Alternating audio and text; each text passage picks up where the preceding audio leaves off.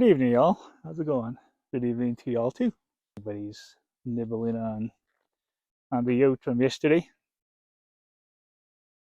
Mainly some of the goats who filled up the water, and the sheep are up and about. I don't know if you can see them. They're up there. They're getting their evening rations in. We just got prepped for tomorrow. Back to work today. Tomorrow will be day 2 back to work. How was y'all's holiday, everybody? New Year's, Christmas? Mine was pretty good. We just stayed here. That was about it. Aside from that, enjoying some delicious turkey and potato salad and mashed potatoes and fried bread. It was really delicious. I think I just named off my favorite foods, right? Oh, dressing and gravy as well. Can't forget those. What's that? Six? Six things that I like for Christmas. It's really good. And Thanksgiving, if those all come there. Most of them do. Anyway, we're just here gonna hang out with the dudes for a bit, enjoy the calm peace.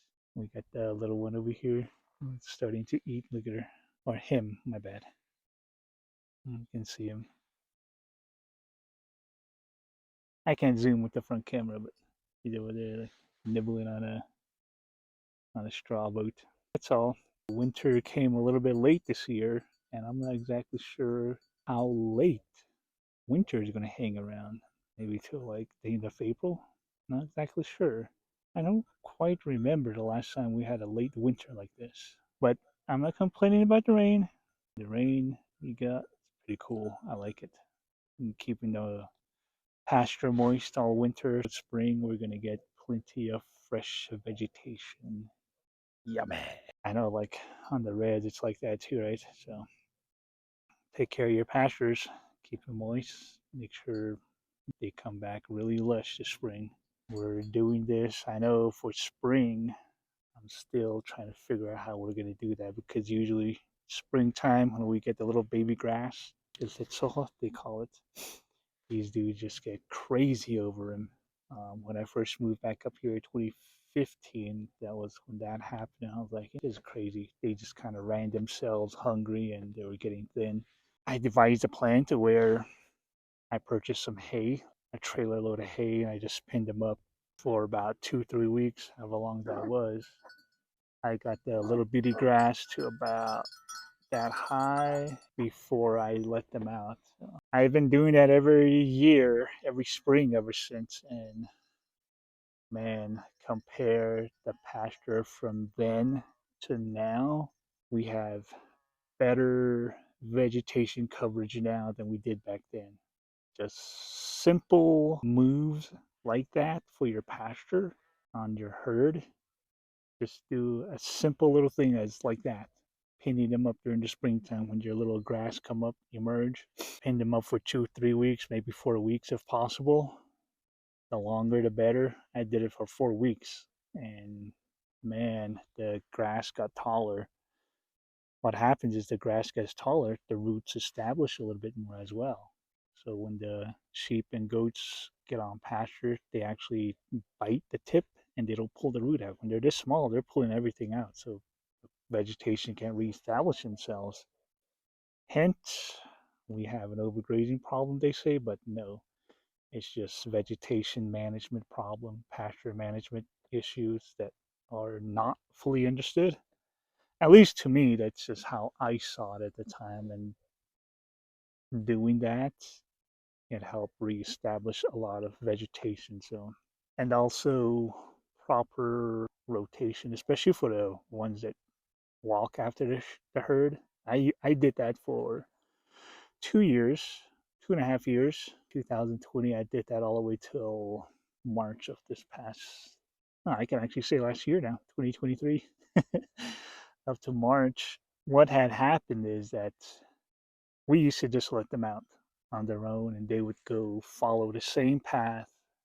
Basically, every day, every season, they would follow the same path. So if you were to take like an aerial shot back then, you would see like where they went, where their favorite places are, their favorite vegetation. And that causes overgrazing too, because those vegetations don't reestablish themselves. They don't give them proper time. With 2.5 years, I mean, even like that following year, it was crazy. The one place they used to go all the time, this past year, the vegetation, the whole thing reestablished itself. I'm so glad I'm like took pictures. I just gotta find them. I don't even know where I put them. To now, it's like 90% coverage versus what it was back then. It was like 10%. Just little things like that, you just have to start thinking about how to manage your pasture a little better. Not a little better, but better. And to keep improving it with one way, some certain way to do it, moving your herd in a different trail and a different path. That's what I did, because when I first started, I would take them out this way. The next day, I'd take them this way, and then next day that way, that way. Like I established different ways for them to go, and sometimes I just let them decide which way to go. I'm like, all right, let's just make sure they don't go to this spot. If they do, push them through quickly so they don't spend a certain amount of time on that area. So it's just certain things like that, and pushing them to new places that I know that they have not been, because at that time I used to walk a lot and see where they've been. So, like back right over here, this little hill where the trees are, they hardly went there, but 2020 and 2021, I used to push them over there, keeping them in one place all the way up to the ridge, all the way down to the highway. Like I pushed them there to see what they would eat, and if there's any vegetation over there that is available that they would eat. And there is, juniper, pine, and it's all there, but they just don't want to go over there. So I pushed them over there. It's like, this is what they need to eat. And I was giving that to them. They tried to run back to where they wanted to go. It's like, no, you're staying here, you're staying there. Just controlling them that way, giving them a controlled environment to where they have to eat in a certain area for a certain amount of time before moving on slowly. I mean, I'm just telling you guys just what the ones, walk after the herds, but you just have to manage your pasture. This coming year, I'm going to have to sell maybe 20% of my herd just so that this area that we have can reestablish itself, and what we have can actually sustain them for another year, and then the next year and the next year until we get proper coverage of the vegetation.